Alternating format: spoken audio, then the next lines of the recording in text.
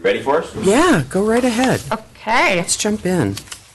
so thanks for coming to the work session for the enterprise funds and the motor pool internal service fund. What I'm going to do is just go from front to back in this binder.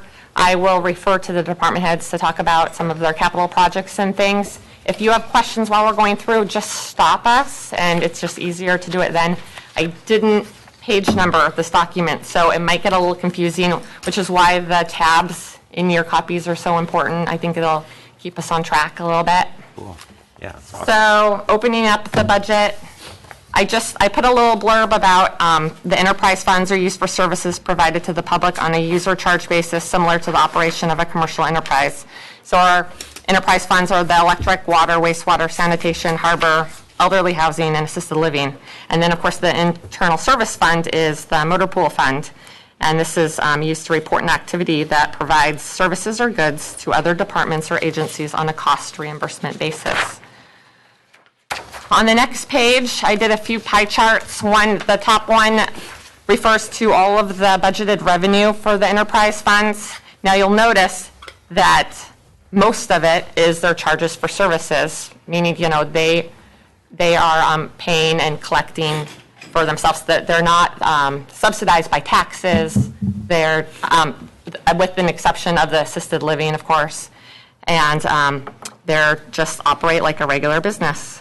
And then down below, the pie chart shows what portion of expenses are the payroll and services for charges. This differs greatly from if you saw a pie chart of the general fund, because the general fund is comprised of mainly payroll. So that's the biggest expense for the general fund. So we're just going to hop right into the electric enterprise fund. I'm going to go through these two slides, but I'm also going to be referring to the next few pages as I do so of the actual budget. So for the revenue, there's no rate increases for the electric fund for this year, and their revenues also don't include a municipal rate. We had talked about perhaps doing that, but this doesn't include that at all. They decreased their industrial sales a little bit because of Ocean Beauty not being in operation this next year. Also, if you go down to start in the expenses, the IBEW employees, this is the only employees that are IBEW, they are receiving a 1% pay increase as of July 1st. And also, Power and Light has budgeted in their salaries for an additional lineman that they currently don't have. And I think Joe will talk about later when he's talking about his capital projects that there's a lot of capital projects that he is not able to do without this additional lineman. So stay tuned for that. No increase in the power purchase cost for SEPA. If you scroll down the first page of their budget, there's travel and training of $37,000. A couple of pages in this budget, a couple of pages later, you'll see that breakdown of what is that travel and training, what's it comprised of, and who's going where for what and what training, in case you're curious about that. The electric fund has budgeted a lot of capital outlays and capital projects. We talked about how they had a large fund balance, and these are some of their things that they want to do, and I was just hoping that Joe maybe could talk about those a little bit. As we prepared the budget, it's, like was mentioned, the expenses, revenues look pretty much the same as they typically do. We might shift around from one line item to another depending on where the emphasis is going to be. Was also mentioned that budget includes the filling the vacant lineman position. I'm having difficulty completing major projects with a short staff to begin with, and then people going on vacation, sick leave, that sort of thing. The type of projects we're talking about requires a full crew. And because of safety issues and that sort of thing. Two of the projects that I have been on your budget for the last several years, one of them is the upgrade of the hydro substation. We needed to replace the major switch out there in order to increase reliability. I've got all the pieces. We've done all the preliminary stuff that we can do, but we're up to the point now to where we have to take an outage to complete the project. And in order to do that, I have to have a full crew. Otherwise, we're down for days at a time instead of hours. If I have a full crew, I can probably do it in one shift. While I'm doing that, of course, the hydro's down. It's not producing any revenue. Try to do it with a show. The other thing is that when we're committed out there, we have no coverage here in town for emergencies and that sort of thing. So it's a thing that you have to schedule carefully and with a lot of forethought. The other project that just keeps hanging there, and that's the this new pad-mounted switch that we're putting up close to the high school that separates PFI from our system. SEPA more and more is concerned about how hard we hit them with load when we restore power, and when we close the switch out at the Scow Bay substation that feeds PFI, it hits them pretty hard, and they've been after me for years to break the system up in smaller pieces. And we've got, the design is complete, I've got all the pieces, but we just, again, when we commit to doing that and take the outage, we can't have PFI out for extended length of time. It's going to impact TU, store. That whole area is going to be out of power. And so I just haven't been able, with a shorter staff, to schedule that. So capital projects, in addition to our normal capital outlays that we've been doing, I've been asked to include those projects that, well, let me back up a little bit. Steve asked me to put together a quick look out into the future as far as what capital we need to expend on major projects, and I did that. I basically put together a 5-year plan. And so Steve asked me to take that first year, and I did as part of that plan, I did what projects would be done in what year over the next 5 years. And so Steve asked me to include those projects that I would do the first year in this budget. And so that's why you see 3 new projects in that budget. One of them is the Jody doesn't have hers highlighted like mine.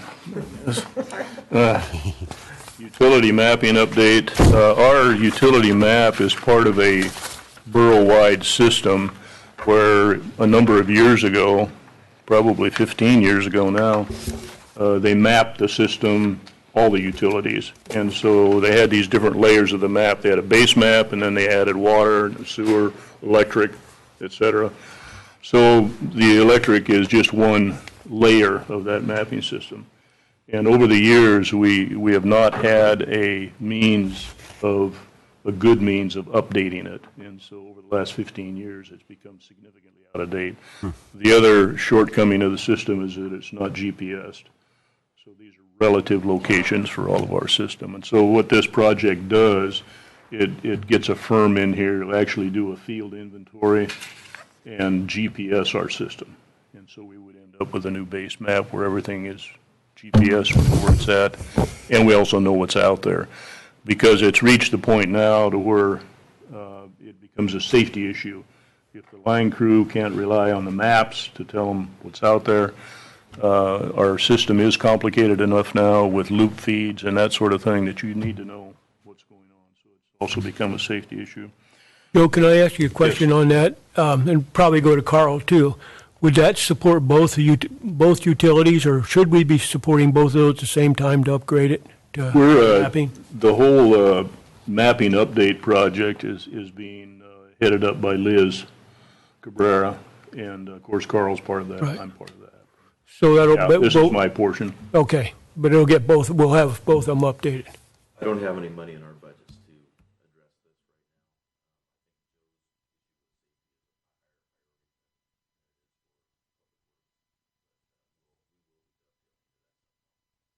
this Okay. The next new one, and these are under capital outlays portion of your budget, is the street lighting upgrade. We took a run at replacing the street lights and the poles in the downtown area. Had a real good committee put together, and but we came up with a budget shortage. These new standards or poles that go downtown are quite expensive, and we just didn't have the money. And so what this does, it provides money for those downtown pole replacement. The whole thing is being replaced and converted to LED as opposed to the high-pressure sodium that we have now. But it also then would do all of the roadway lighting that belongs to the borough, like out North Nordic, up Sandy Beach, those areas where we have roadway lighting. That is not state. So those would also be converted to LED. Would we do that by contract then, Joe, or internally? We'll have to see. Probably not. I think we can probably do it ourselves. The downtown area where we're going to have to probably bust up sidewalks, and in one case we're going to have to remove a storefront overhang that's attached to our. They put their downspouts on our pole. That was interesting. At any rate, that might be something that could be contracted. Yes. Any more questions on those? If I may jump in, Joe, and this is for the assembly. I mean, the position Joe's talking about, becomes one of those things that, do we add the position and then do these projects for the most part in-house, or do we not add the position and then have to contract all of this? So the second option costs a lot more. So if you pay a contractor, you're paying their markup, but there's some advantages in the sense that we don't have the long-term commitment to an employee. The downside of that, though, is having the folks on hand when we have a trained employee allows us to respond to outages and not only just do projects like this, but to have the extra body here if something does go wrong. The consistent problem is, how do you keep them busy all the time? And that becomes a conversation both on the street and among assembly members. So I prefer just to bring it out in the open and say, okay, what's the assembly's thoughts on this? Because again, in the long run, it's cheaper for us to have the employee and have them trained, at least up for a while, especially when you've got this volume of contracts or projects. Eventually, when you don't have any projects anymore, then that's overhead that you have to look at. But, what's the assembly think about that? Do we ever share employees between communities? Like if Wrangell had some downtime and we absorbed an employee for a special project? We do, and maybe can I speak to that issue, Please. that whole issue? There's two different philosophies here between Petersburg and Wrangell, for instance. Wrangell's philosophy is to keep a very small crew, and anything of a major nature they contracted out. The other philosophy is that when they have to do maintenance, they do it dead. They take an outage. Okay, our philosophy is that we have enough people that we do it hot, and so there's no outage involved, and we go ahead and do the maintenance. Maybe I could share a picture with you. This shows how we have to have the proper equipment, the proper manpower, and that sort of thing in order to do things hot. This is a picture of the switch out at the log cabin out the road, and that switch had failed, and so we're up against having to change it out.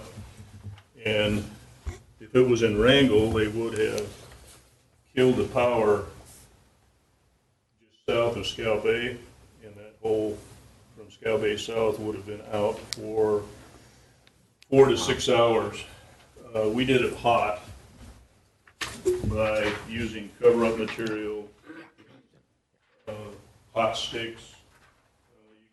You can see the jumpers where we're jumpering around the switch so that we can take the switch completely out of there and repair it.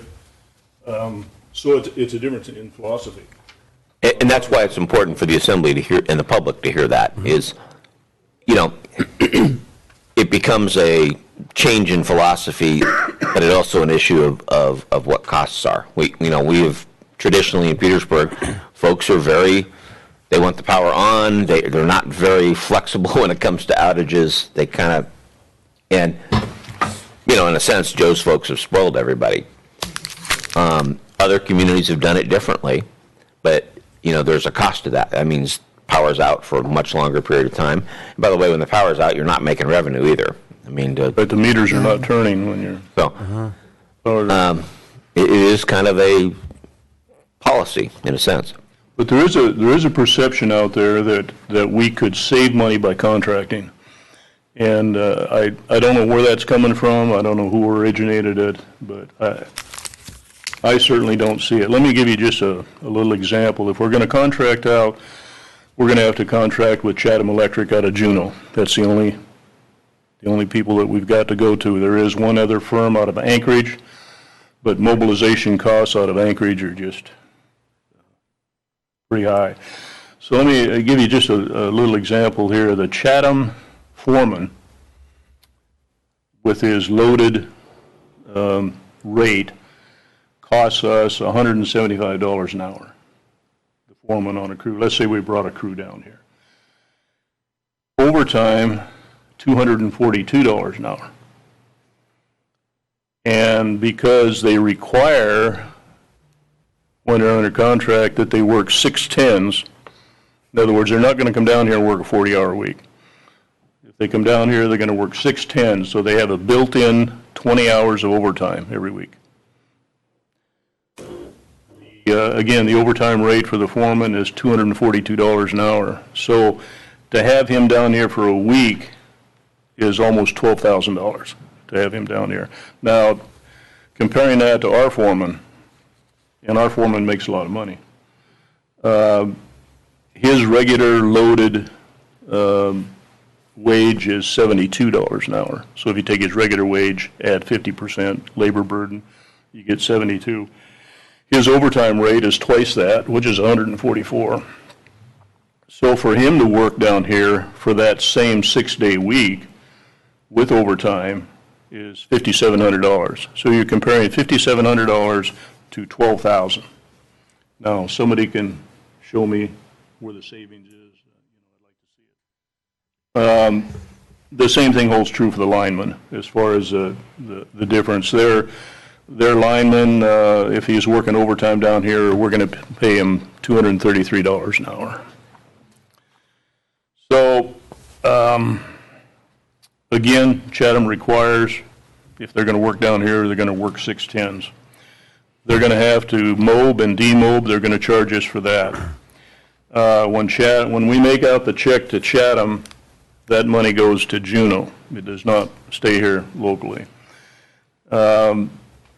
Again, Steve talked about responding to emergencies. If we've got a crew here and we've got linemen here, we can respond. And Cindy asked about sharing. Since I've been here, several times we've gone to Wrangell to help them out over there. There was one bad windstorm where we sent a crew over there to help them out after we got our system back up.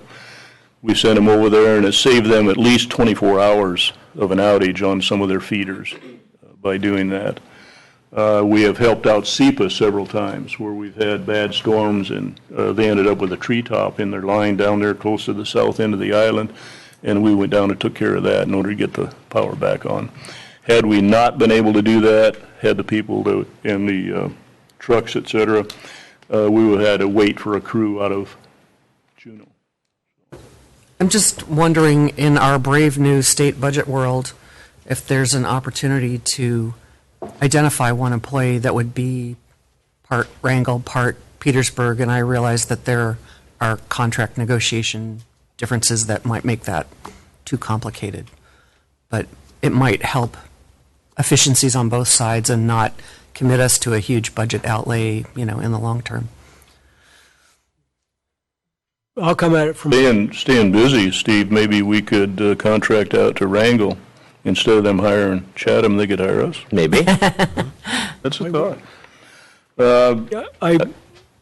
I don't think it's either an either-or situation, my perspective. I think we're going to have to do some contracting. You've got a lot of projects there, and I appreciate you taking those all on. But it takes a lot of work to do that. I'm not sure that a couple of those shouldn't be contracted out, even though it's going to cost us more money. But then again, I wouldn't sit here and make that decision because we got two very good people here to make some decisions of what we really need to do and what saves us money. So I'd back off and let you guys make the decision, but I'd come along where Cindy is that I think it's time we're going to have to share some resources. One of the reasons I bring it up, because what we hear is, the borough's talking out of both sides of its mouth. We're talking about how we're really worried about the general fund, and then we're hiring people in the electric department. It's back to Jody's initial talk about the difference between an enterprise fund and the general fund. They are, power and lights self-funded. Yeah. And that money cannot be used except under some very narrow conditions in the general fund. General fund is what people are paying from a standpoint of taxes, sales tax and property taxes. And that's the area that we have the biggest challenge facing us. It's not in the enterprise funds. But there is a perception among people, well, borough's got a lot of money if they can renovate his building or do all these projects or hire another lineman that, literally with overtime will make more than pretty much all of us. So that's the issue. And it affects the assembly in a sense is that, I've heard it from the mayor several times and other people that have approached assembly members and said, if you're hurting so much for money, why are you hiring people? And that's why we bring it up. Thank you for your vote of confidence. And, I think Joe and Jody in particular really know what they're doing on this stuff. But it is a public perception issue at times, too. So. Well, although if we have an equipment failure, that could be far more expensive. So, there's that. Other questions before I probably should address that last major capital project that was added? Plant improvement. It's, we titled it Plant Improvements, and the goal was to relieve traffic congestion, safety issues, improve parking. We're talking about the parking lot between our plant and the slough. You've probably all noticed that when anything larger than a pickup has to go in there, we pull over, kind of pull out into traffic and back in because there's not enough room back there to turn anything around that's bigger than a pickup. I've looked over the years, I've looked at a number of different ways to alleviate that traffic situation. One I looked at extending First Street in between us and the library so that we could drive in and drive out that way.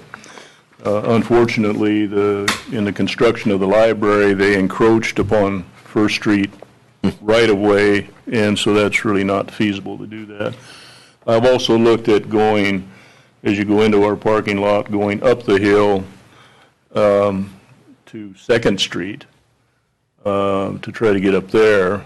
And again, between the library encroachment plus the new little path down through the woods there, that's really not an option. So what this project does, it would involve purchasing the residential lot between us and the slough. That first little house right there, they use our parking lot as their driveway in order to get their vehicle in and out of there. And I think, I've not approached anybody about it. It's just an idea at this point. But the idea being that we would purchase that property. We are moving the 350 generator, which is taking up a bunch of space back there, so that space becomes available.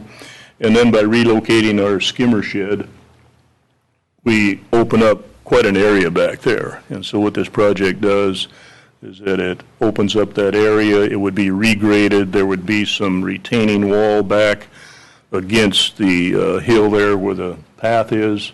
There would be some piling and timber by the slough there protecting Carl's street. And there'd be drainage involved, and finally paving and striping to actually get a legitimate parking lot. So anyway, that's what that it involves. It also, we would be removing quite a few of those trees. You may have noticed in Steve's comments that we're constantly having to clean up that transformer, the big transformer that sits back there, because of branches and stuff that fall on top of it. Typically, when you build a substation, the first thing you do is you take away trees as far away as you can get them, because they interfere and they age prematurely. They age the equipment in there. So removal of trees is part of it, fencing, landscaping, and so anyway, questions on that? Yeah, on this right here, so you're saying this is much more than just making a parking lot then for $750,000. It's because you have to move the generator, and there's a lot of kind of infrastructure moves besides just a parking lot for. Well, we're going to be moving the generator under another project. That's Okay. under the 350 project, but this also requires that we relocate that skimmer shed. Mm-hmm. We have to capture all of the runoff in our plant area and run it into a skimmer building to make sure that we don't spill either coolant or hydraulic fluid or diesel fuel into the slough. So it's kind of a critical thing, but it sticks out in the way. Once we got that other property, it would be kind of out in the middle, and so we would have to relocate it. So there's underground piping and stuff. And the breakdown is the last page right before the water tab for that capital project. All right. All right, on. The relocate 350 gen set, that there are some underground cables that are going to have to be removed that I did not include in the regular. Okay, thank you. About anything? I got two on the budget in this comparison. There's a substantial reduction in here on the PERS side of this from 16-17 to 17-18. Is that what? I'm surprised there's such a reduction, I guess.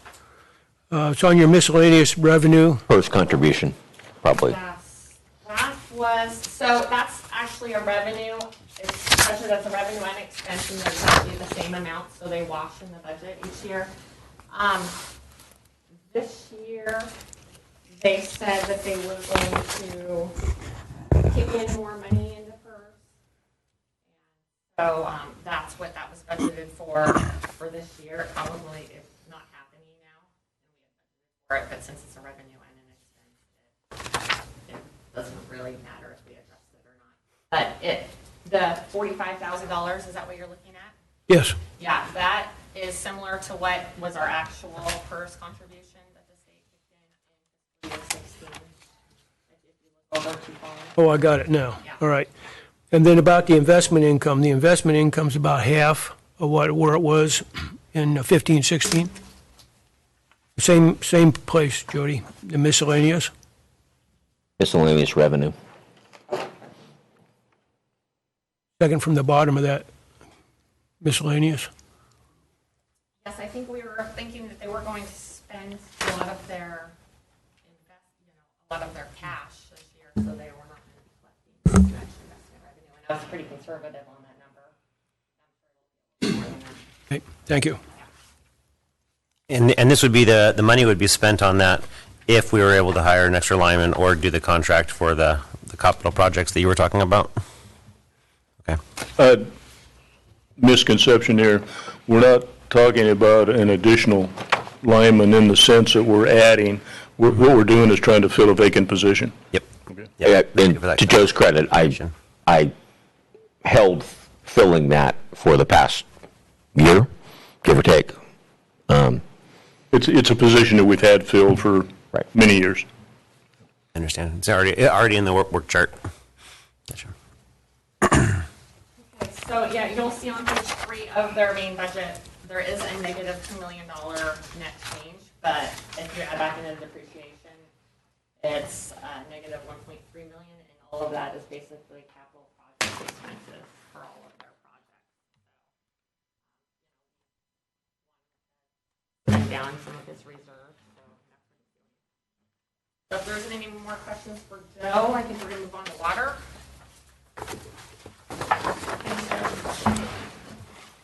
So the water funds, there's going to be a water rate increase of 2% on July 1st.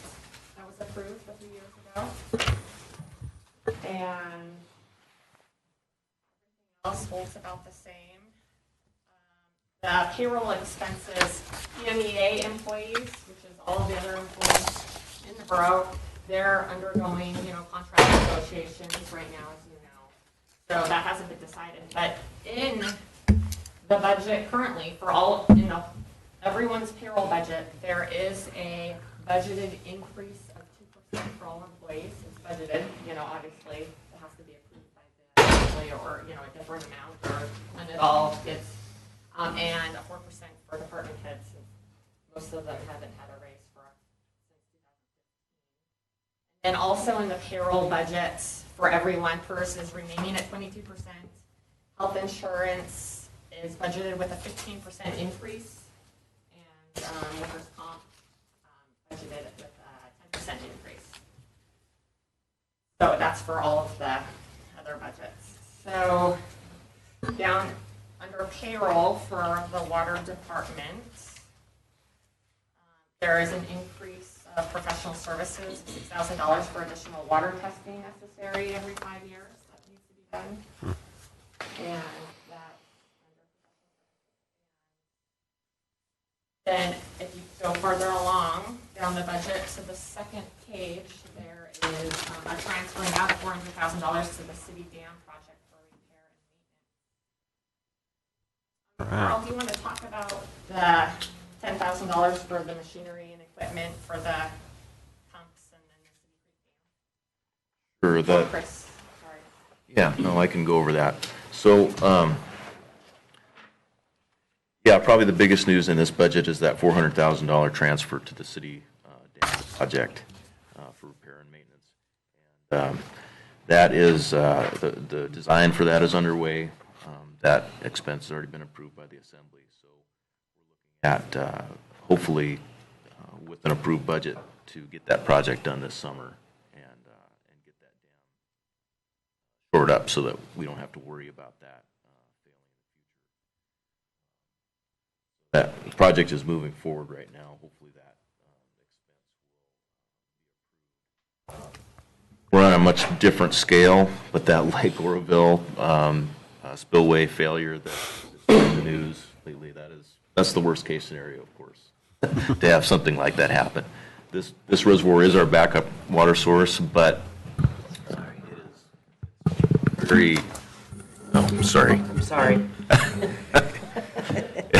It's a very good idea to maintain that backup, that secondary water source for our residents. If we have a maintenance issue on Cabin Creek or just general ongoing preventive maintenance, we're going to have annual shutdowns, and we need a water source. So it's important to keep that dam in good shape. As far as the capital outlays, we've got a couple, I'd term fairly small expenditures, $5,000 apiece for a chemical pump and an actuator These are pieces of equipment in the water treatment plant that we normally have some redundancy. We have one on the shelf generally, because if they fail, then the plant goes down and we have to make water. So it's just something that we budget for. We maintain an inventory of pumps and other equipment so that if we do have a problem, we can get the plant up and running as soon as possible.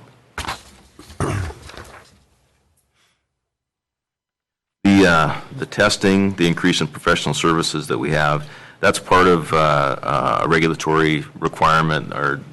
Our reservoirs are surface water catchment, so there's a surface water treatment rule that requires us to test our raw water sources for coliforms every 5 years. And it's a fairly expensive testing, but it's not every year. So this year is one that's going to catch us, and so that's that increase there.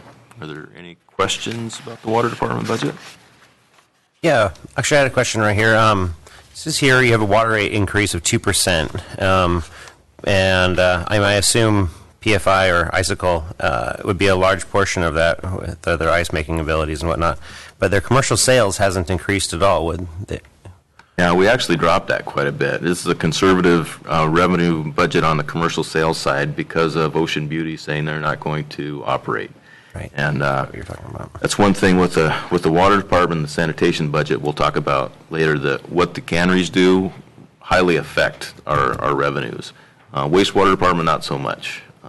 It's a pretty steady revenue source, but it definitely does affect the water department. Cool. Other questions for Carl? You'll see on the second page of the budget there is a negative $1.2 million change in that position, but their depreciation is $850,000. And if you add that back in, it's a negative $350,000, but they are transferring out $400,000 to capital projects. So moving on to wastewater. Wastewater rates are going to increase 4.5% on July 1st.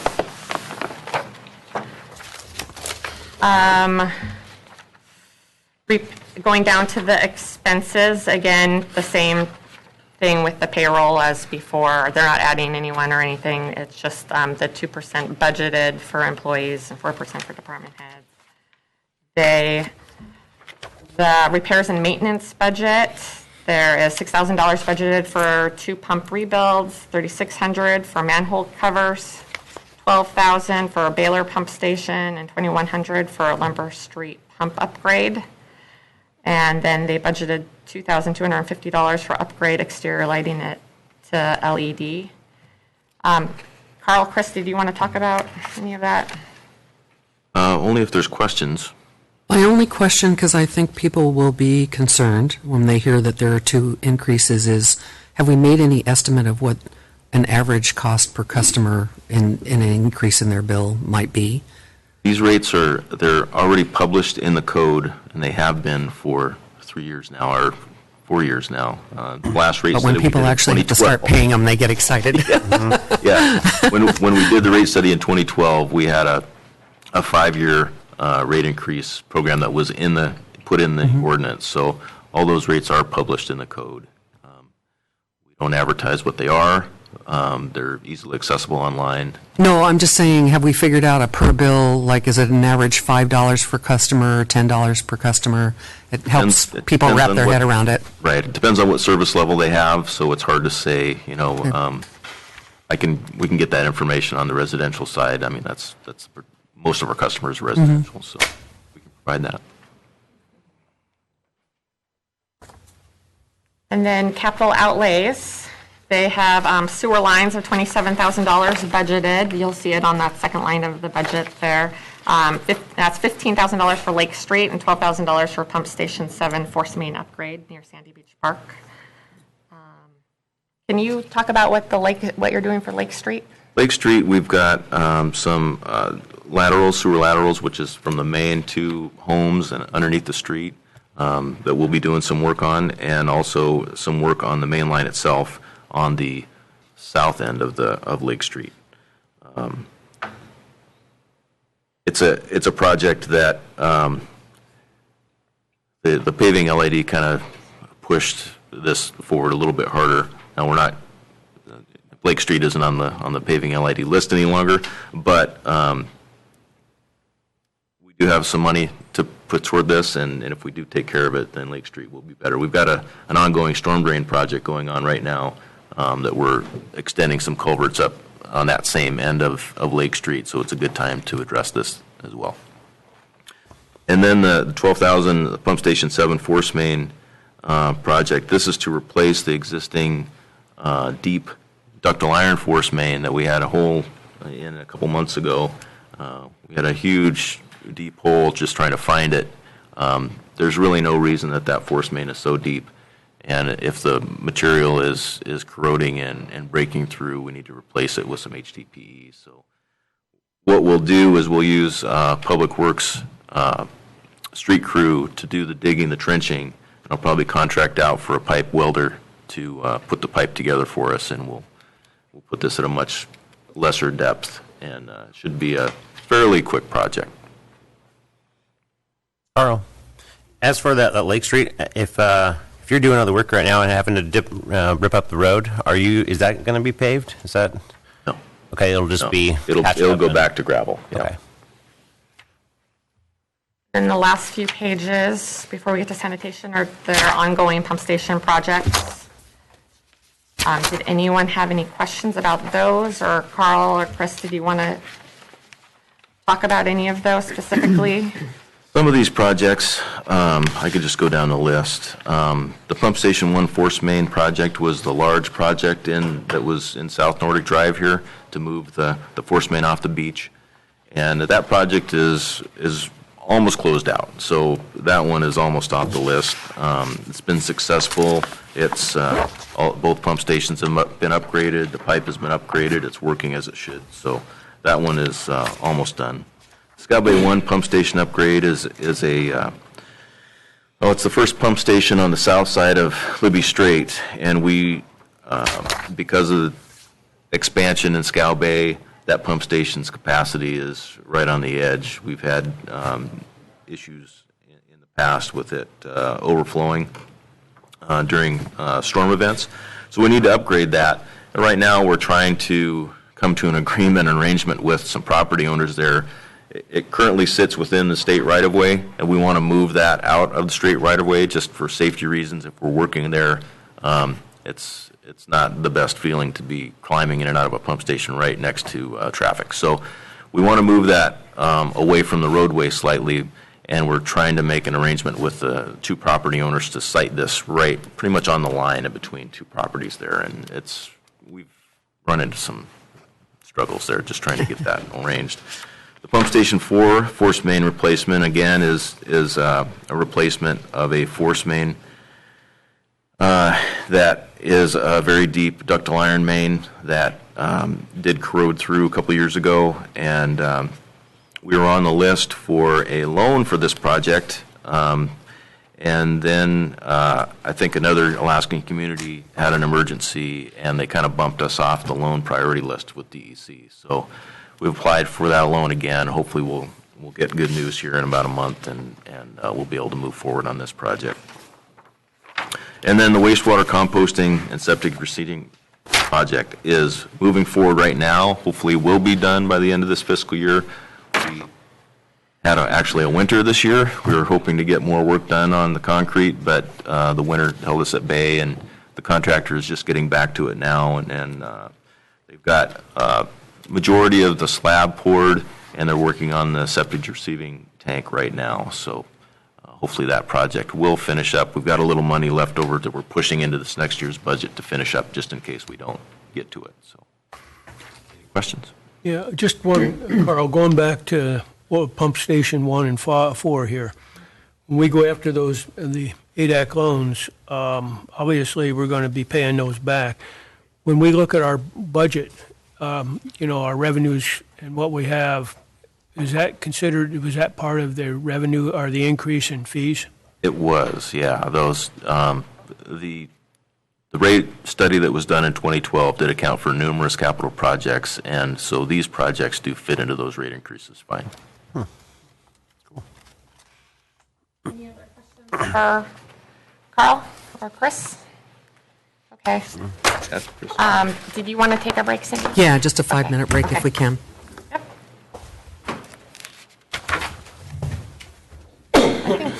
Electrics. Just whack me if I'm. Awesome. Man. Just because they have so many.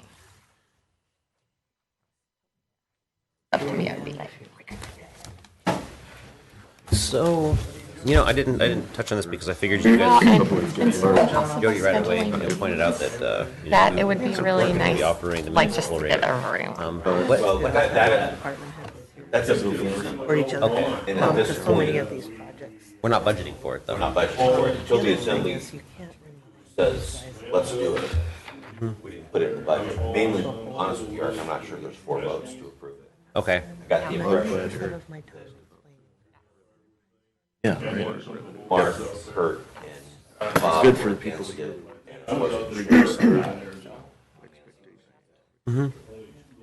And Mark in particular had pushed for, had asked, mandated to, along with Bob, you know, Joe to put that project list together.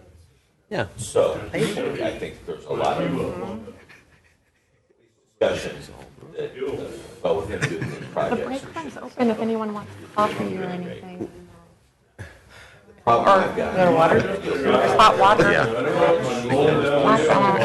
gonna have a hard time balancing water boy. How are you feeling? assisted living. It's upside down. They're gonna have surgery. And got some expenses. Suddenly, now, the only place to get it, because they have no balance, would be the general fund. One way to cut it. I got one on my head when I was pregnant. Negative. Somehow picked it off, and now it has left like a big old scar. Yeah. So it's gonna be an interesting conversation. It is. I thought it was setting from I don't know what to do. I here. mean, we do a lot for seniors in this town. It's catching up with us. Well, we do a lot for kids in the town, and True. community True, members. but just the living, I mean, we're subsidizing it quite a bit. Gotcha. And then you have the senior citizen sales tax exemption. You have the property tax But exemption. he must have done something. Keeps going. Kind of hitting critical mass at the moment. So say if, God. if there was going to be a method in order to be able to pass something like that, cancellation of the senior sales tax exemption, if it would be able to be allotted or directed all that money directed to assisted living or I mean, and that's, Opposed to we've talked back and forth about some of those ways to, make people, recognize where recognize, yeah, but it's going to be an ongoing conversation. To recognize Like I what? said, you'll hear some of it today. Oh, I was just wondering about the municipal rate increase and if it had been budgeted for, because we spoke about it right there at the beginning and it hadn't been. I was just wondering how. Just being privy to like the kind of the internal discussion in that group, I was just wondering why it just wasn't brought up, and I figured since Jody kind of nicks on it right away, I didn't need to touch on it. Figured there was some back behind the scenes discussions. Coming from, Boy, this is really slow on the power thing. from right above, so like, wow. Well, we need a tiny house senior village out behind. I said we need a tiny house senior village out behind assisted living, and Because of our charter, we're not allowed to borrow money without it. we'll just be the little golden community.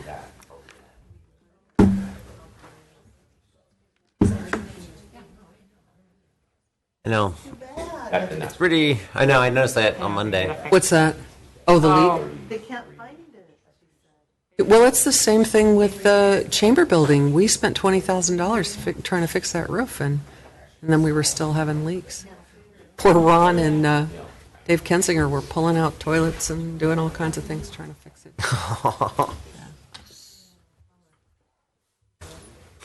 I know. Maybe we should put brown splotches all over the place. Nope. It would look like it. You'll hear some of that. Except for it's pretty interesting that it's right in line with where that drip comes right down there. Right there, yeah. Where are these clouds going? Well, to match up with the leaf. Just do brown clouds.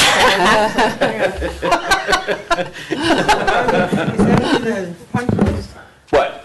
Oh, our Brown No, we kind of, We're going to call it art Yes. for the moment. Put a smile. Actually, that's the second or third time it's leaked, right? That's what she said. Yeah, They've yeah, replaced they've it. replaced it a You know, it couple looks times. like a coffee stain, you know, when Yeah. they're brown around the edge. I'm beginning to think the pale in the middle. contractors Big time. would prefer just changing the color of the tiles to that Yeah. brown and be done with it. Just but put a drip pan and run it out the side. But have Okay. AA meet. I shouldn't be joking. The roofers are scheduled to come back again because they can't, no one can find where this, it seems to occur when we have heavy snow followed by freezing and then rain. And that's the only time. We've had heavy rain and it doesn't leak at all.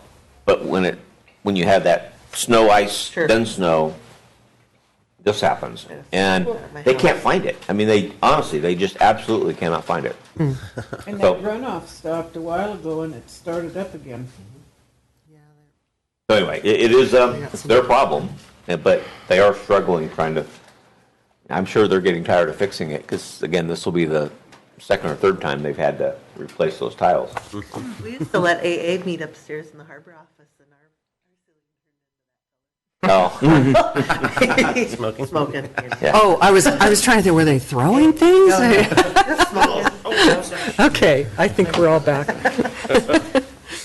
Okay, we're going to start back up with the sanitation fund, but before I start with that, I got a little ahead of myself, and I should have explained.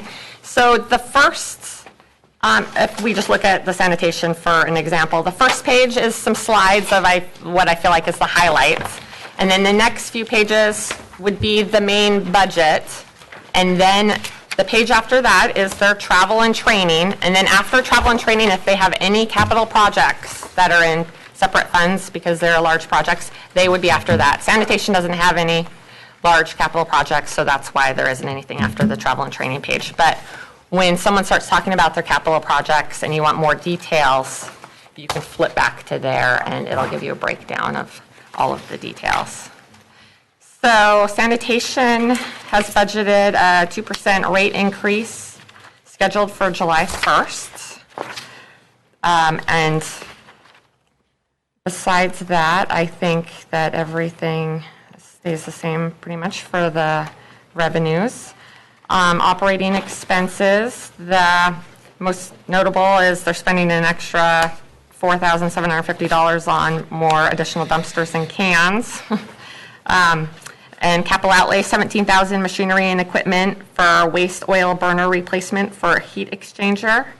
And upcoming major expenses not included in their budget, but we wanted to note them in here just so you know that some of these things need to happen, but they're trying to build their reserve right now, so they have enough money to do these projects, are to replace the baler conveyor and reline the baler and replace the baler controls. You guys want to talk about those a little bit? Yeah, you bet. So first of all, just to talk about the $17,000 for waste oil burner.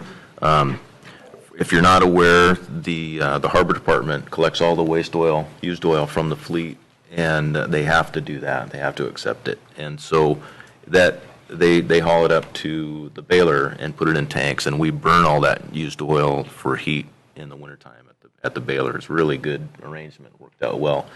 But because of what's in that oil, it's very, everything ends up in there, That's not clear. And those burners are pretty forgiving, but they do wear out. And so this expense is to replace a heat exchanger in one of those oil burners. And it's not cheap, but we should get 5 to 10 years out of that unit after we buy it. So just talk about that real quick. And then the upcoming major expenses that we did not include, as Jody said, we are trying to build reserves because we see these coming down the road. If you recall, we did have some money in the budget to replace the conveyor to the baler. We found out that wasn't nearly enough. It was a much larger expense than we thought. And so we've kind of regrouped on that. We're going to do some Band-Aid fixes to the structure underneath in the pit to get a couple more years out of that. So I think we'll be okay on that. The other items on this list, relining the interior of the baler, We did that a few years ago, and that's about every 10-year event that we need to do this. And the baler controls is pretty important. That baler is over 20 years old, and it's not the best conditions that it operates in. And so those controls are fairly complicated, and if they go down, we're dead in the water. So we're trying to think ahead and have those replaced before they fail. And one thing on all of these projects that may come into play with our next renewal of our contract with Republic Services is that we had a representative in town this week, and our contract is up for renewal with them next year in 2018. But they are looking at getting started that as soon as possible. And one thing that we brought up was, Republic Services is a huge company. They made almost $4 billion last year. And they have a lot of purchasing power. And so an idea was floated to them on whether or not they can use their purchasing power to help us replace all of this equipment, the entire baler, and work the repayment for that into our rates with them somehow. And so we'll be looking at that as a possibility. Not really sure what it'll look like in the end, but at a minimum, if we can tie ourselves into Republic's purchasing power on the baler, get a deal through a baler manufacturer with their name attached to ours, then we'll save a substantial amount of money. So just a note, don't know how that's going to shake out, but it's a good possibility. And if that doesn't work out, as Jody said, we are trying to build our reserves up and plan for these expenses in the future. Carl, you talked about, and I may be jumping ahead, the scrap metal recycling, and it sounded like maybe that was on the horizon. When we do that, what kind of revenue do we get out of that? Well, it's completely dependent on the scrap metal market, of course. And so right now, the CSWA group is working with Waste Management to try and solidify a contract. I'm hoping that we'll have a contract for the assembly to review here maybe as soon as next week. How we're approaching it the same way we did with solid waste is that the CSWA is looking at a master agreement that virtually everybody will, any members that want to take advantage of the scrap metal contract will agree to. And then there will be separate site addendums for each different community that handle specifics, because we're not all the same, and how they have to come in and where they have to haul it and all that. So that is another step that may or may not happen at the same time. It shouldn't take too long to iron that out. But as soon as that happens, then we'll be in a position where Waste Management is keeping an eye on the scrap metal market. It's been very low, down below $120 a ton for a long time. The last time not the last time, but 2 times before, the scrap metal was up $300 a ton, and Pool Engineering wrote us a check for $30,000 on the beach when they took 1,000 tons from us. The last time we had it removed, we actually were in line to get more than that, upwards of, I think it was $60,000, $70,000 through Channel Construction. Well, they went bankrupt halfway through that process, and we're still in the process of getting our money back, which we will. Mm-hmm. The bankruptcy court filed in our favor, and so we will get slowly paid. getting it back every month. Right, right. But so Waste Management's keeping an eye on the scrap market right now. It's they've seen prices up to $170 a ton. Our contact is thinking that we'll get to $200 a ton. I have no idea how that equates to how much we will see for our scrap metal. What's our threshold for actually shipping stuff out? Or do we really have one yet? It's whenever the opportunity arises. Okay. I was trying to do it every 3 years. It's been 4 years since the last time. We probably have 1,200 tons ourselves sitting in our landfill. Well, and we probably could put out a call for old cars and get a few more. Yes. And actually, that's something that I want to do, because it has seemed to be more of a problem lately that we're seeing more and more junk vehicles that aren't getting removed. So if we get a scrap contract settled and there's a trip made, I'll likely be putting out a call, to forego some fees, as long as people bring them to us and drain the fluids, take the tires off, do everything that they need to do normally. Then it should be a simple process to pass those along to the scrap metal vendor. Well, we talked in our budget meeting about how the recycling revenue isn't exactly, or the percentage of people recycling where we want it to be. And then we started talking about the glass and how you're working on the glass. Do you want to talk about that a little bit? Because we always hear about, why can't we recycle glass? And Sure. Yeah. I could talk about that. Briefly. So, yeah, that's the hard part. So the number of people recycling is actually pretty high. Our participation rate is high. It's the diversion rate, it's the poundage that isn't where we want to see it. We're hovering right around 17 to 19% diversion from solid waste to the recycling side, where we want to be upwards of 30, 40, 50% ultimately in the long run. So we need to do more as far as public relation work, more public education on what needs to go in the recycling cart, and make it easier for people, or people more aware of what they can recycle. Because, like I said, participation is really high. It's in the, above 90%. When you initially did your calculations, though, you included glass in those figures, didn't you? Right. Yeah, so that has an The impact. glass being in and out has been a problem. Yeah. And so we are looking at adding some more drop-off sites in the community for glass. We discussed a way to do collection of glass, but it becomes too complicated, and if we fail, then I just don't want to head down a road where we're going to fail.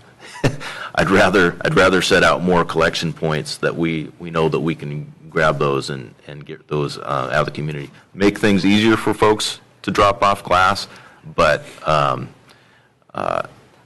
not go down a road where it's going to be too complicated. And if I have a guy on vacation and somebody else is sick, then we've got an overflowing, glass containers all over town.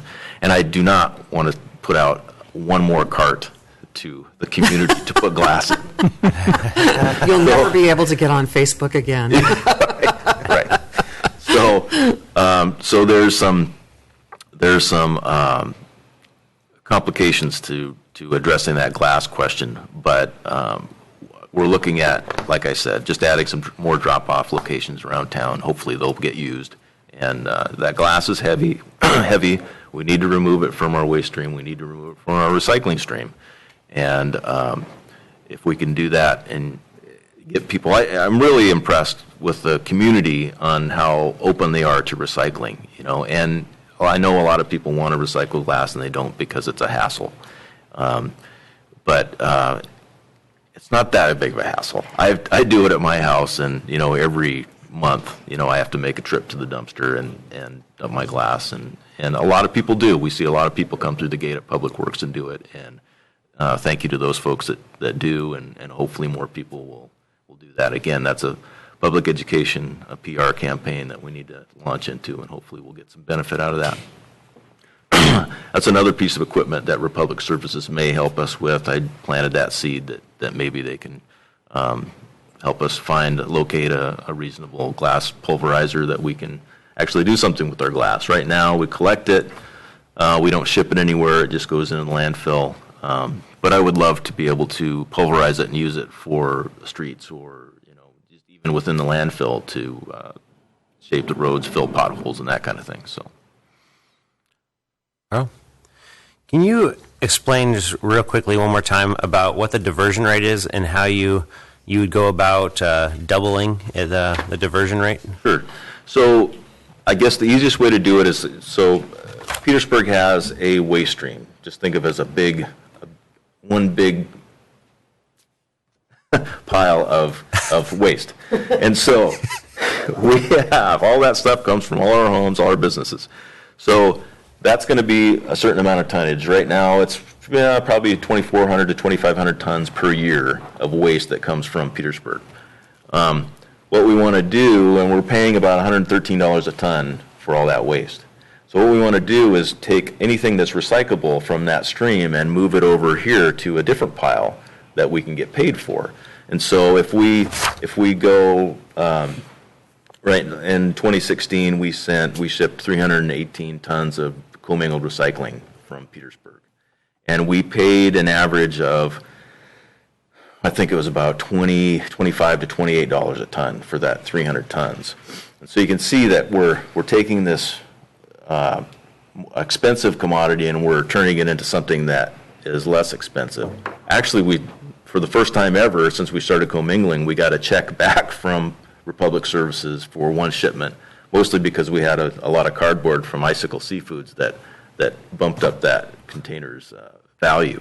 But it's awfully nice to send out, 30 tons of recycling and get a check for $190 back,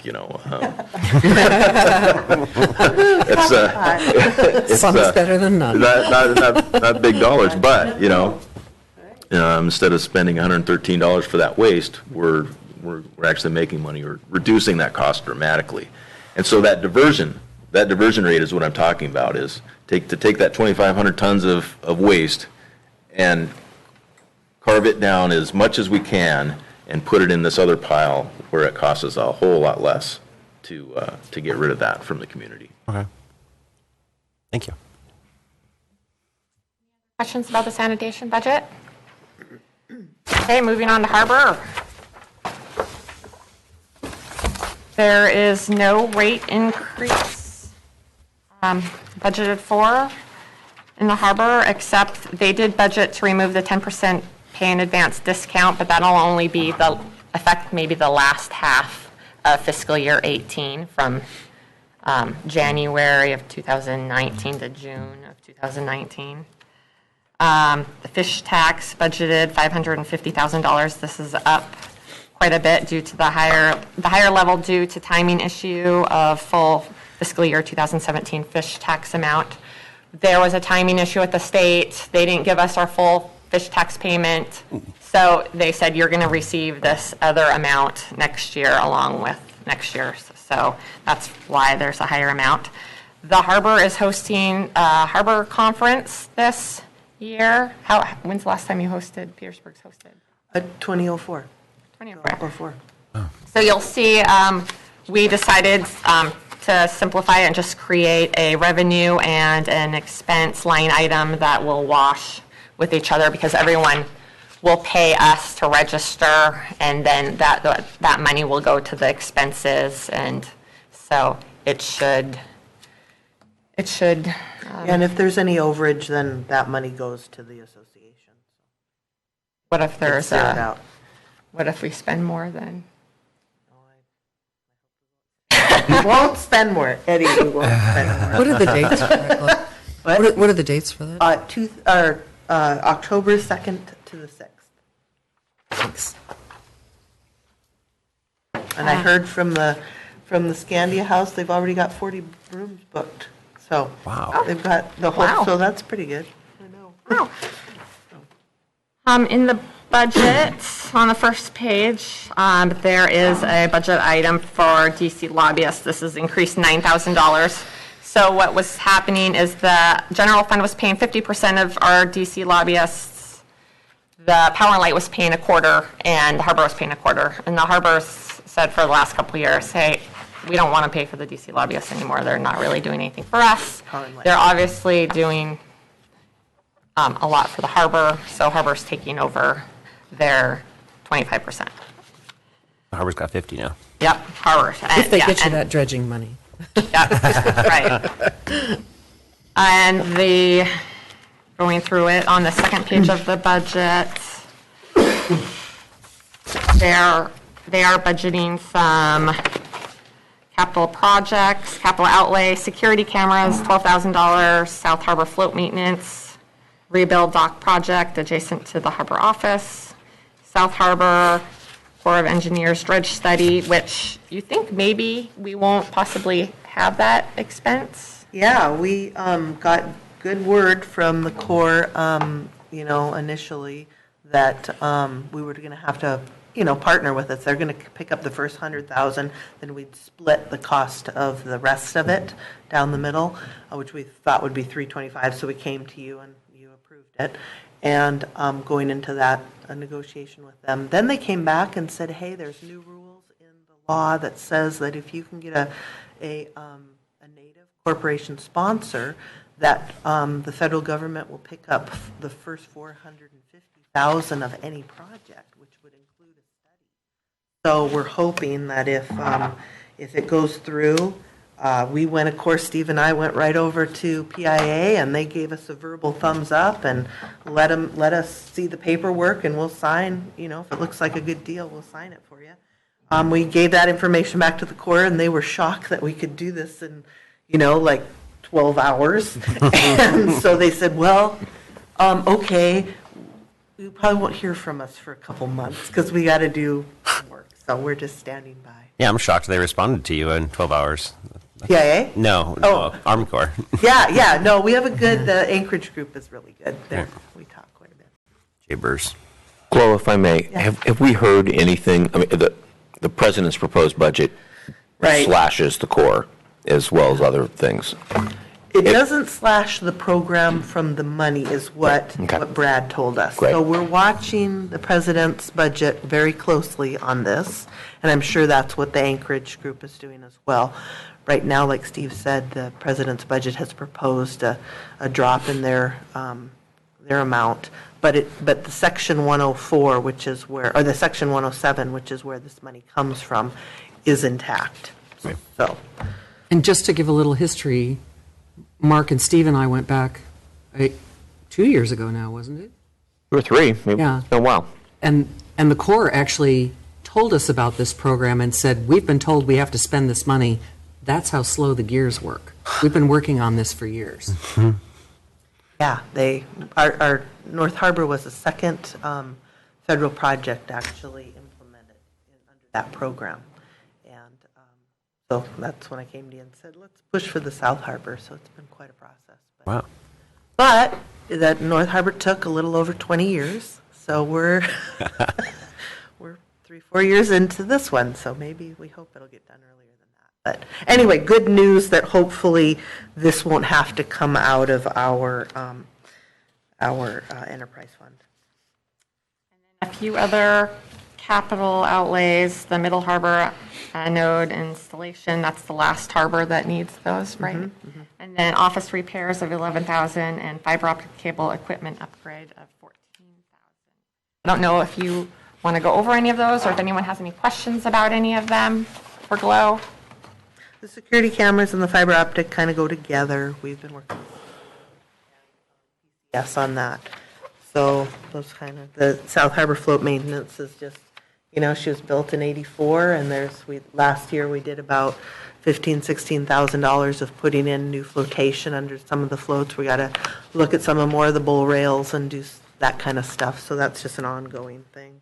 The rebuild dock project adjacent to the harbor office is something we've been, I wanted to get done with the bulkhead because we weren't sure. We were dipping into our own money on that project and not sure how it was going to go. It turned out that we actually ended up coming in a little under what they estimated, so we saved $25,000 there, and it looks like we can go forward with that. It's the dock where the old North Harbor used to, the ramp used to, again, to the north of the building. Well, it's where we park our vehicle and that kind of stuff, and she's in such bad shape. We've had Alan Murph down there and given us this estimate, but we haven't started anything. So it's been on our books. It's been on our budget for the last couple of years to do, but we wanted to wait for that bulkhead project to get done. And then the Middle Harbor installation, anode installation, are just zincs.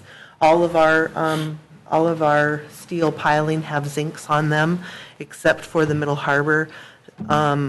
Initially, there's a honeymoon period of about 10 years of the galvanization that's been done initially on the piling before it starts to eat into the steel, and so we're about there. That float was put in 2008, so here we are, about 10 years later, and it also has been on our books to do.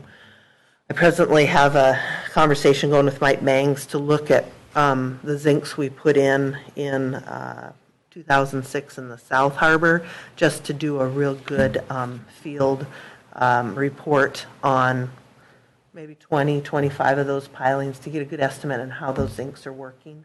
So I want him to go through, swim, document, take pictures, and so we have a start.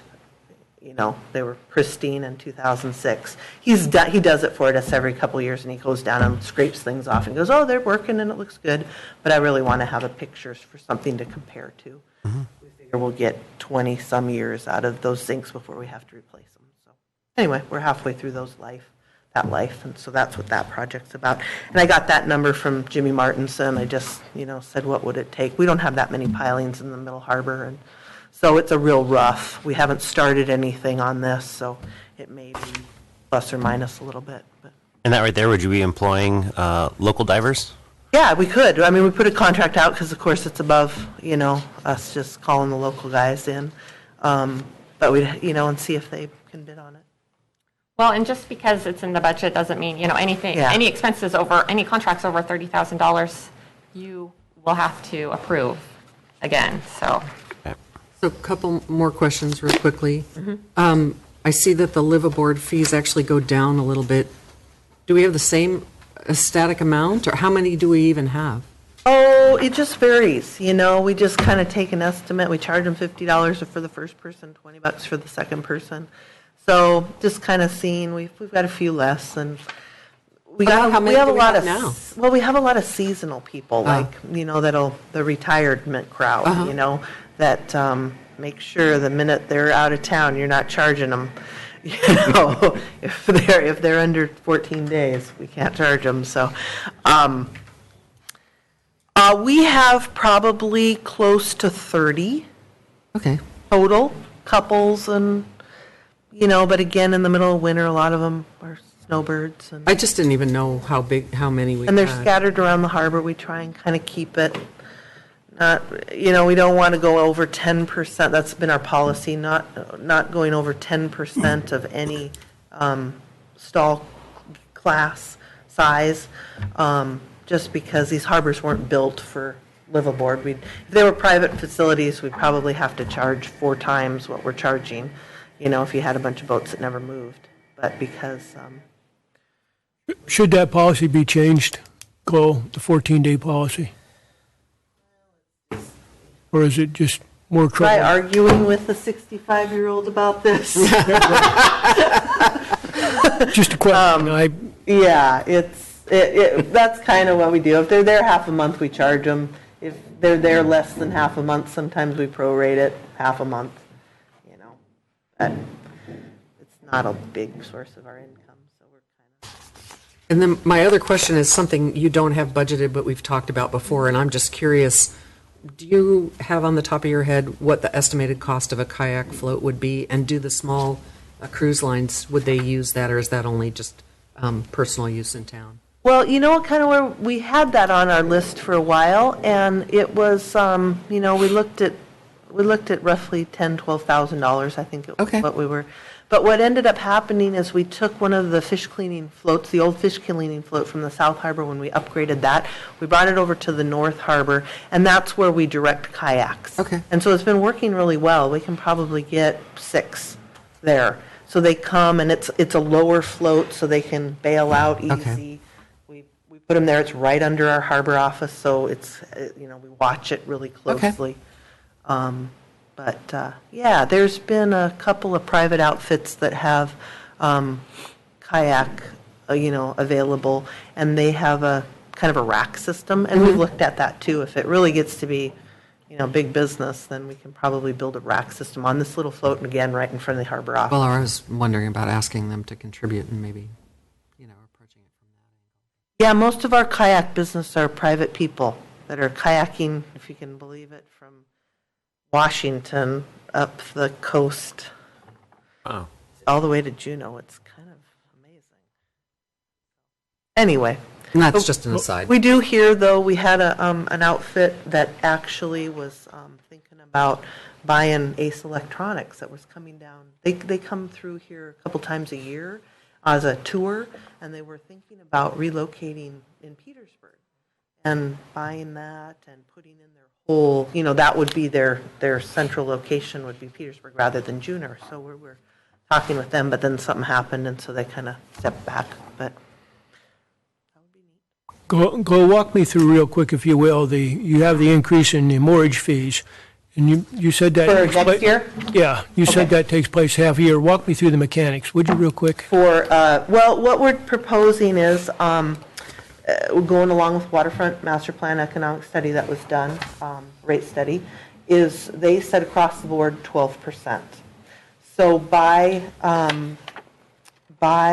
implementing, doing away with the 10% year in advance, we figure that'll save, or that will increase our budget anywhere 22 to, Jody had figured out about 30,000 annually. But of course, we're going to implement that in July, so we'd only get half a year anyway. So the real increase will come next year. And what we're going to bring to you is the proposal of... You mean fiscal year 19? Yes, it'll go from 18 to 19, July 18 to July of 2019. So, Were you talking about 19, though, or were you talking about fiscal year 18? 18. Wondering why it's jumping up mortgage from the 816. Okay, yeah. What we do is we take, and Eddie has a good kind of a little maze that this fits into, that we hit pretty closely. We calculated about 90% of our mortgage is full, okay? And so then, and depending, it comes in, we get a lot of lost revenue when guys will pull out in the middle of winter, and so we factor that into this maze that we have, and we've been doing better. We've been actually, more guys have been staying in, and with the rate increase 2 years ago, we're coming up a little higher. So it all has to do with the percentage of time that boats are in the harbor and what percentage is actually year-round moorage versus... So you're estimating about a $40,000 increase next year over what you did this year? Yeah. So, and a lot of that is because we're completely at capacity now for our bigger stalls, like the 50-foot stalls, and the North Harbor is completely full. And so it's been good. We've got more boats in the harbor year-round. And Chloe, one question too. On tourship mortgage, it goes up about 20%. Is that just due to more tourships coming through? Yeah, we actually been working with another, Allen Marine picked up another boat, and they are bringing it to town and then displacing the American Spirit. So we've worked with the American Spirit at the drive down. And so by using that space in a part of the week where Thursdays are usually the fleet is gone fishing on a seine opening, they're going to come in and spend actually 2 days. They'll come in at like 10 o'clock at night, 11 o'clock at night, spend the first night, spend the entire day in Petersburg, and then not leave until midnight or 1 o'clock in the morning going north or south. So, and we have, I think, 20 stops with them this year. I had a conversation with Bob Volk yesterday. He was asking about the possibility of being able to fuel them there as well. And I said, yeah, he has all the permits, of course, to, travel down the highway and to take the fuel to the boat. And so that's going to be a good possibility. So they won't have to untie, go over to the fuel dock, fuel up, and come back. And so we're trying to work with everybody to give this, this a good situation, especially for, Main Street. That's who's really going to benefit from most of this. We make $400 or $500 a stop off of these boats, And I've had, in fact, member Gregor came to me a couple weeks ago or this last week and said, "Have we ever thought about a head tax?" So maybe that's something we'll come to you next year about with this whole budget thing. That maybe that is a possibility there that we could start. We had that conversation a long time ago, but it was turned down by Anyway, so lots of, Well, and things have Lots of changed now that ideas. we've formed a borough. You know, there's probably some larger boats that are just visiting up north of our borough that we could possibly get some revenue. yeah, we do have a lot of people that go to Thomas Bay or like that Wilderness Adventures group. They'll sail right by, and if there's a opening on Sea Float, they'll call us. They don't have to go through the Homeland Security thing, so we're able to, if we have space, say, yeah, no, you can tie up. I think what they do is they just kind of take a poll through their customers or through their people on board and say, hey, you want to stop in Petersburg or not? Because we're not a real destination for them. So we'll get maybe sometimes half a dozen stops a year just out of the blue from those guys, and that would be one that we could hit with a head tax. Wow. Any other questions for the harbor? Okay, moving on to elderly housing.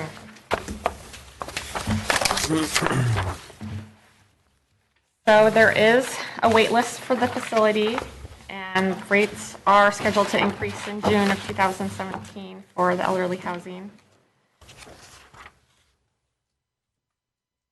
Elaine, can you talk a little, you're over there, right? Can you talk a little bit about the rates and how it's been going up every June and why that is? For elderly housing, it's HUD, so the feds decide every year how much it's going to be raised. Usually it's $12 at the very most per year, and this year it's going to be $6. So not much. Okay. Thank you. And just a reminder, elderly housing, now this is the independent living. This is the older side of Mountain View Manor. This does not receive any taxes from the borough at all, any subsidies. They actually make their own debt payments, their bond debt payments. So their capital outlays for this year that is scheduled is a boiler conversion for $29,500. Ongoing window replacement, for $10,000, she's just been replacing some windows every year. Carpet vinyl replacement and other miscellaneous replacements totaling $16,000. Did you want to talk about that boiler conversion? I'm sure. The boilers are 30 years old. They're original. There's parts that have been replaced in them, but we ran on one boiler for a lot of this winter because one would stop and then the other one would be going and then back and forth. They're totally gas guzzlers, so this would be electric conversion, which would save a lot of money, and it's way past time. And that is about it. Did you have that meeting this morning about the fire alarm? I did. So the fire system, last year when we were inspected, Simplex Grinnell comes down every year and does our fire alarm inspection. Last year, everything was fine. This year, the panel at elderly housing is failing. There's 3 failures on it. I don't have it in front of me. But it needs to be replaced, as well as assisted living's panel. The dialer is failing. The whole system is failing. Also, to jump back to elderly housing, years ago when the fire marshal came through, the fire smoke alarms in the elderly housing were not hardwired in. So at that point, the fire marshal says, just go ahead and just wire them in as you move people in and out. So that's what we were doing. We still have about 8 of those left to be hardwired in. And those will be, right now, both systems are separated. You have the elderly housing panel is separated from the assisted living panel. Now code is that they want everything tied together, so it's all going to LJ Alarms in Juneau, and will be monitored that way and then through us. It's something that needs to be done. The fire marshal has been notified, and we have 30 days to have it complete. However, Simplex is in touch with the fire marshal, letting them know that they're going to have our estimate to us next week, and we'll just keep going down that and keeping in touch with the fire marshal because it's pretty hard to get all that, of course, passed through in 30 days. So this most likely is going to affect this year's budget and not It next is. year's, but it Correct. might trickle in. Definitely. Here a little bit, which Yeah. we didn't account for. Yeah, right. And this was a surprise. Like I say, last year everything was fine, and this year everything that could go wrong did. You know, with the old building, the elderly housing, you can understand that. Assisted living, it's only 14 years old, but everything's pretty much obsolete with that system. We could go out of Anchorage and have somebody come down. It's about $7,000 for them just to fly from Anchorage to Petersburg and just give us an estimate, and then it's going to be the same price as Simplex anyway. Simplex also talked about including a 0% loan in our contract, and I'm not sure if that's what the rules are on that, but that's an option for us as well. Yeah, Sheila and I were speaking this morning, and honestly, we haven't had a chance to take a look at the charter to see if she could take advantage of that or not, meaning the way the charter reads is anything we go out on a loan basis has to be approved by the voters. This would likely be paid in less than a year, so we're not sure. But we got to figure that out first before we can take advantage of their option. So, Good. I think so too. But Good luck on this, Steve, because it took me from the time we started at the Children's Center to redo that fire alarm system 6 months. yeah, And then they changed the rules partway along, and so the whole design had to be changed. And so my suggestion is, and make sure you get it all in writing as you go along here. yeah. I mean, and this is well, we'll talk about it when we get to assisted living, but it's a concern we've got, and I think we'll get through this. We have to spend this money to keep those facilities open. So, we'll be coming to the Assembly with either a supplemental budget for this year, or it'll be for next year based on when expenses hit. But Anyone have any questions about elderly housing? It's a pretty simple enterprise fund budget to go through. Okay, assisted living. We almost postponed this because we might have a few changes to deal with that aren't in this budget. There is a rate increase scheduled for this fall, and the assisted living does receive a general fund transfer of property taxes to payment of the annual bonds, the debt service. You see it on your property tax notices, those that are in Service Area 1, of $182,000 this year. And then I did budget for an operating transfer of $50,000, and this was down from $80,000. But after talking with Steve some more and looking at things, I'm probably going to need to bump that up to at least $80,000, which means, that will come from taxes from the general fund. So, Which one is that, Jody? What's that? Which one is that one? That's the operating transfer from the general fund. It's assisted living. assisted living. Yeah, I'm under the Okay. assisted living tab. I'm with yeah. you now. Yeah. Jody, let me jump in here. Yeah, sure. What we're facing is assisted living. We've got it down to, we had hoped a $50,000 add-in from the general fund to keep them breaking even. As Jody mentioned, with some of these expenses, we've identified that we got to take a look at the resident assistant salaries. We're having problems with turnover as well as attracting people up there. And there's some projects which we're going to talk through here in a minute that we can debate whether we have to do or not.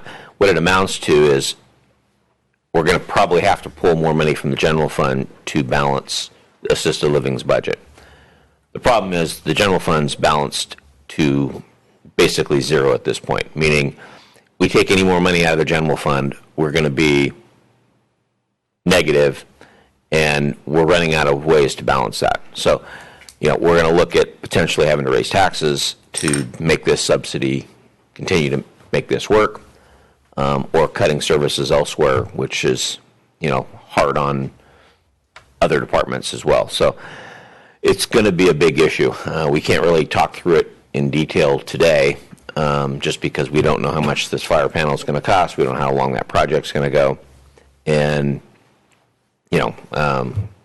we're literally going to have to figure out, can we find this money somewhere else, or do we have to look at, again, raising taxes enough to make this subsidy payment to assisted living. So anyway, keep that in mind. But And I'll turn it back over to Jody and Sheila. But we're fast getting to that point where when we do these kind of subsidies to any kind of enterprise fund, it's going to hurt the general fund, and the general fund, we don't have any flexibility anymore.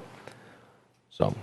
And I just mentioned, too, that with the fire panels, most of the work is going to be done on the elderly housing side, so most of the money would come from that budget, not assisted, so if that helps at all. That's helpful, yeah. That is helpful. And I was just looking at the slide that I have for assisted living, and I mistakenly put general fund subsidy of $50,000 under expenses, and obviously that's a revenue for the assisted living facility. I don't know what I was thinking when I created this slide, but there you go.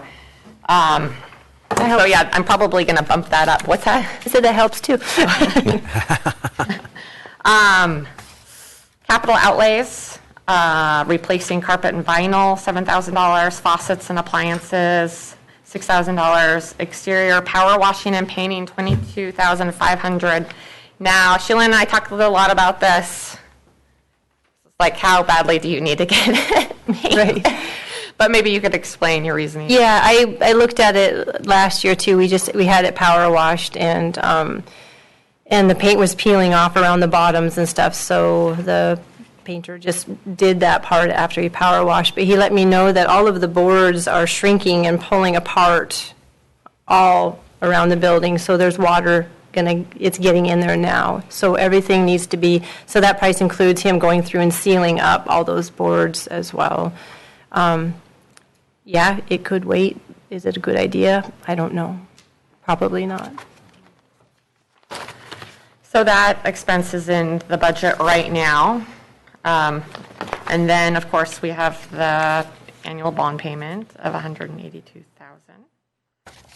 And I think that is basically it.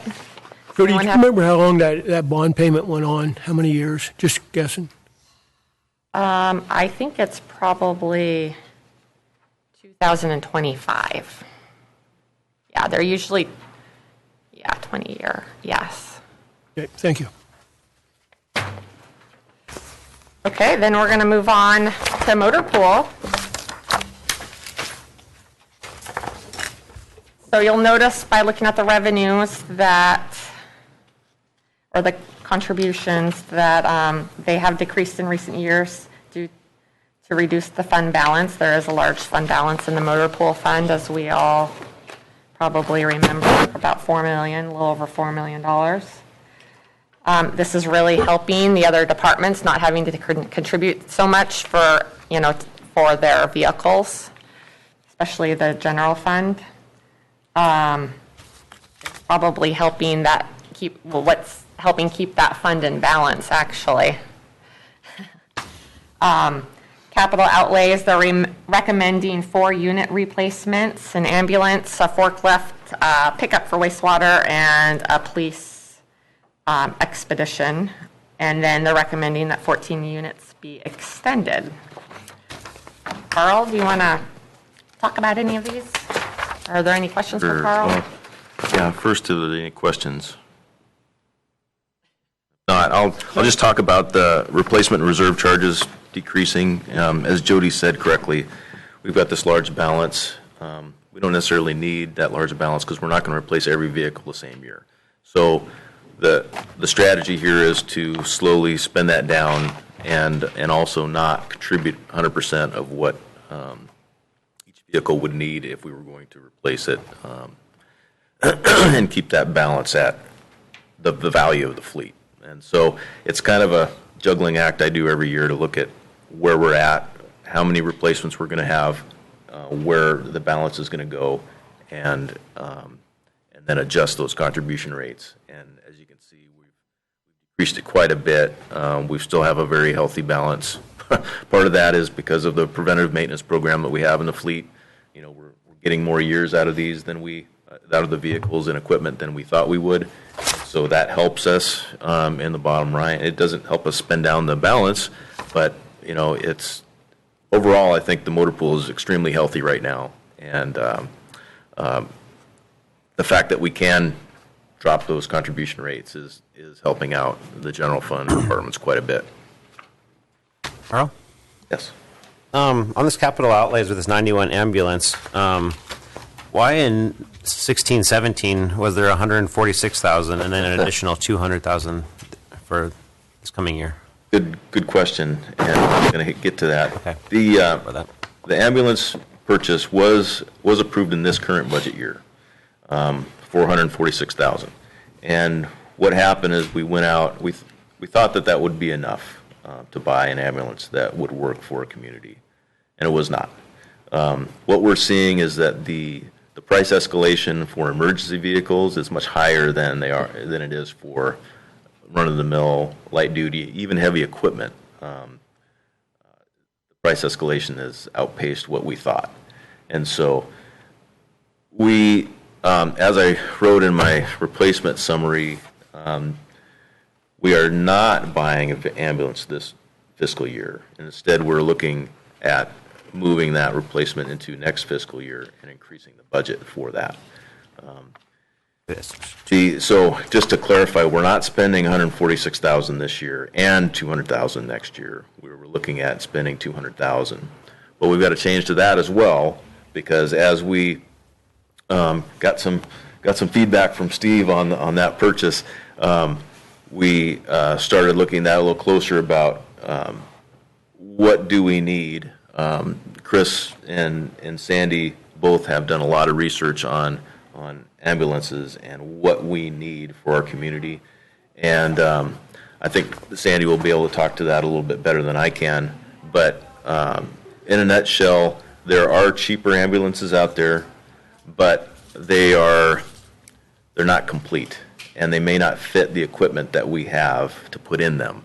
And so it's I don't want to say we're shoehorned, but we're needing to take ambulances and make them fit our situation so that we don't end up spending more money on other things to outfit it.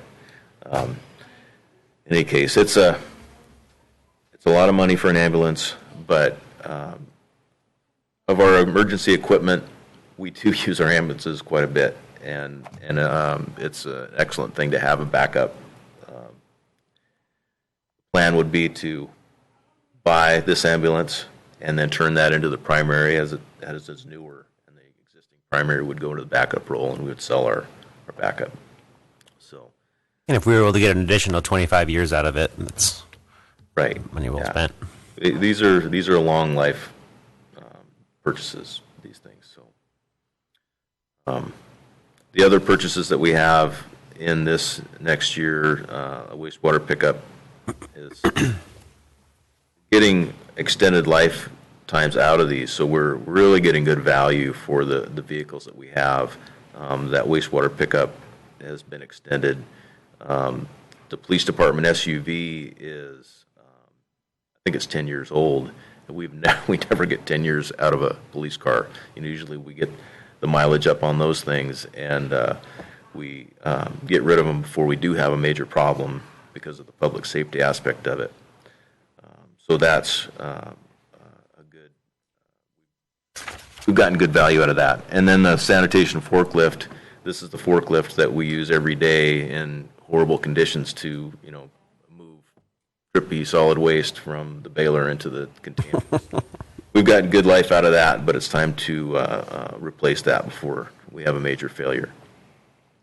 With that, I'd just offer Sandy to be able to talk about the ambulance if you have any questions or any concerns about the replacement budget. It'd be interesting to see what kind of research and what the thinking is. And if you can come right here.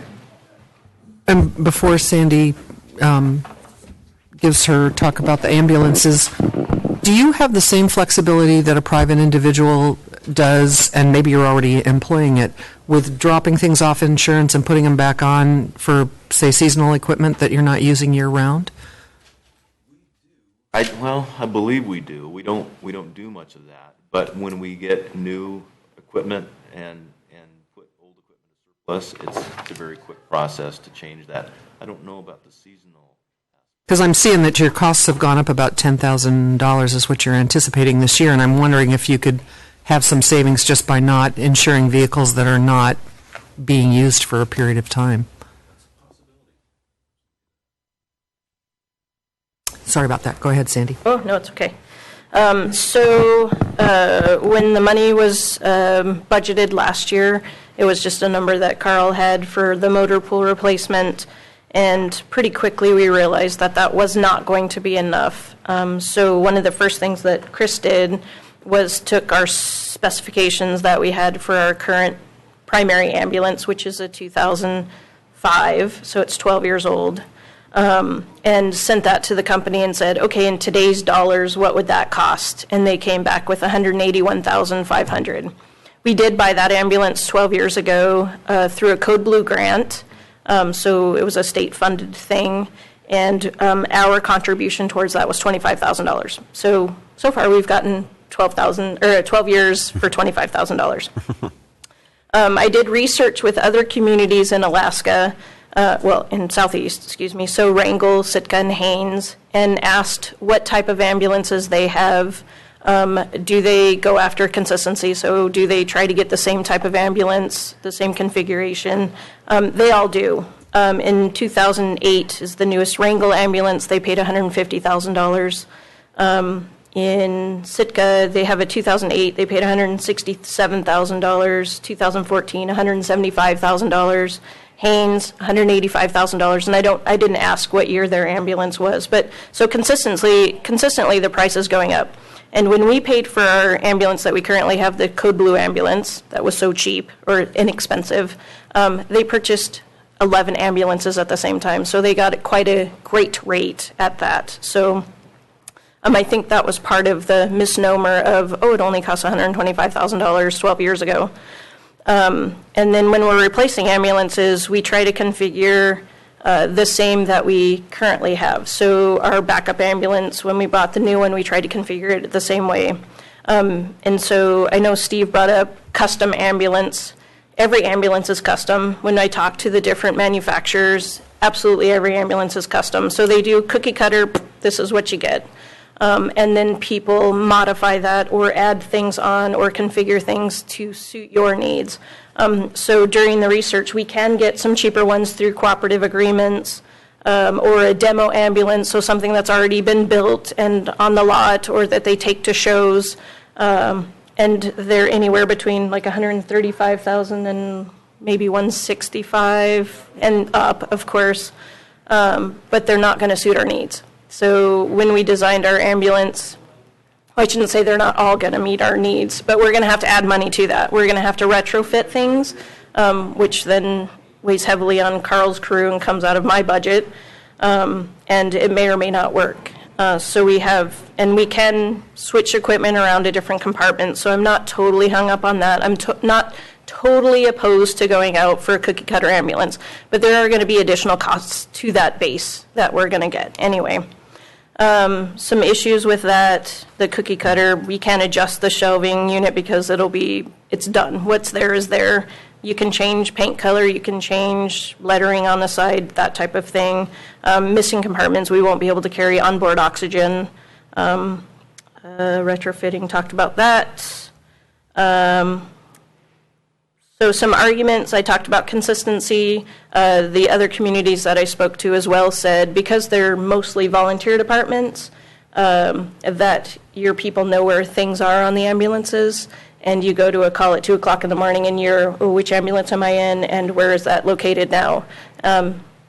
It could mean minutes to find a piece of equipment, which could be someone's life. And I'm not saying that every call, mind you. And yes, we can retrain people. I work there. I'm there all the time. I go to most of the calls, so I can be retrained very quickly. We run with mostly volunteers, however, who may or may not come to drill once a month or twice a month, who may or may not go on to a lot of calls. And so, what's a few extra dollars to get something that's going to suit our needs? One of the other critical things is we can't exceed a certain height or a certain length because of the angle of approach or departure for the ER bay. If it's too tall, it'll knock off the sprinklers, and then we'll be paying for that every time we go to the ER, or not be able to park in the ER bay when we're dropping off or picking up patients. And so when we did get our last ambulance, that was very critical with the design spec. And it was kind of a cookie cutter thing, and we could change a few little things, but because we bought 11 ambulances, they were all consistently the same or relatively close. And so I kept doing we can't get it if it's too tall, we can't get it if it's too long. And so that's one of the criteria when we're looking for an ambulance off the lot somewhere. Let's see, we talked about reducing cost by getting a smaller engine chassis. Again, I don't know much about vehicles, but a 350 versus a 450. And even the mechanics here suggested the F450. It's going to be a smoother ride, better suspension. You're going to have the power that you need without throwing your patient to the back. So your acceleration is going to be a little bit smoother. The turning radius will be better because you don't want to be spending time jockeying around trying to get a turn. We do need a four-wheel drive option here. We probably should have the auto chains, which we have on all of our other vehicles. And then we talked about gas versus diesel. And that will save money if you do gas, but the about half of the ambulances I looked at don't offer a gas option with the size that we would like to get, I guess would be the thing.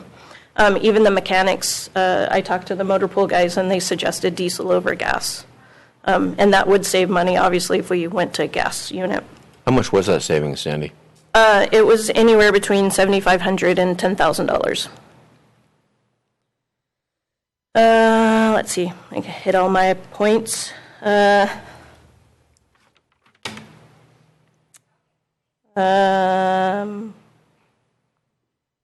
Pretty much. So the other thought, I would say is it's a 1997, by the way. I think Jody had a little typo. I see 91. So it is 20 years old. It has been in and out of maintenance issues. We resolve them, still have another issue. It has done its job as a backup ambulance. We don't always need that second ambulance, but that 1 or 2 times that you do, probably 10 to 12 times a year, we definitely have to have that backup ambulance because we have been called out with it. The other times it's just sitting there while the primary ambulance is in the shop and we're hoping that we don't get a call. And so it is necessary that we have it. And as Carl mentioned, this would be our primary ambulance and we would we would bump down the ambulance that we currently have to our backup ambulance.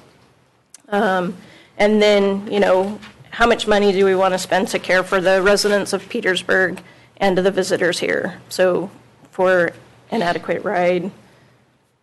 So I guess I'll take questions. And again, the $200,000 that is listed in the budget, we're not, we have $200,000 to spend, let's spend it. That's not what we're after here. We're going to try to keep the cost down. We're not 100% sold on the ambulance that we want. We're still doing research trying to get a less expensive option. But I don't want to, again, have to come back and say, hey, we don't have enough money. So. We did discuss going down 190,000. We're pretty sure we can get something for that. 200 is definitely safe, but 190 is probably doable too. So, what is the difference between the cookie cutter version and the deluxe that we'd like to get? Don't say deluxe. I would be happy to show anyone the ambulance we have now. I know. It is not a Cadillac version, contrary to your belief. Yeah, well, it's something that fits our community best. Again, there are many manufacturers. We looked at a co-op in Texas, and they had this whole long list, and there are many options and things that you can get or not get. So it's just I don't know, I think I looked at about a dozen configurations to see if they would meet our needs, and some are too long and some are too tall, and the compartment configuration, again, like we can carry oxygen, or we have a stair chair, so it won't fit in any of the compartments that we have. So do we then, okay, we'll do that. We'll get rid of our stair chairs now and get something else that we can carry. And again, stair chairs, it's not mandatory equipment to have, but it saves backs. It's so we don't have to carry patients downstairs. We just put them in a chair and the chair does the work. So. Great. That's interesting how the cookie cutter version doesn't provide an oxygen compartment.